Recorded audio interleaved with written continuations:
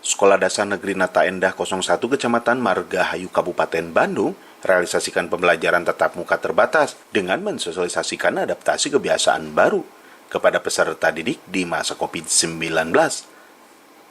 Sekolah juga ketat protokoler kesehatan. Dalam persiapan PTMT ini, saya pertamanya sosialisasikan dulu kepada orang tua siswa untuk minta perizinan, ya, apakah anak-anaknya diperbolehkan untuk mengikuti PTMT atau tidak, dan kami siapkan formulir yang harus diisi, mana orang tua yang setuju untuk PTMT dan mana orang tua yang tidak setuju.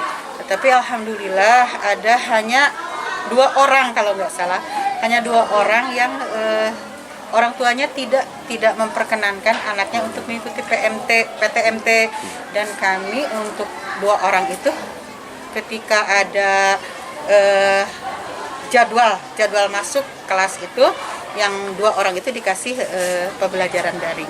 Pembelajaran daring. Okay. Untuk di sekolah kami baru 50%. Jadi untuk giliran, ya, untuk hari Senin misalnya, hari Senin 1, 3, 5. Untuk hari Selasanya 2, 4, 6 begitu. Jadi gilirannya seperti itu. Jadi kami baru menerapkan dalam 1 minggu itu untuk 1 tingkatan 2 kali pertemuan tatap muka, dan untuk yang 4 harinya itu pembelajaran daring.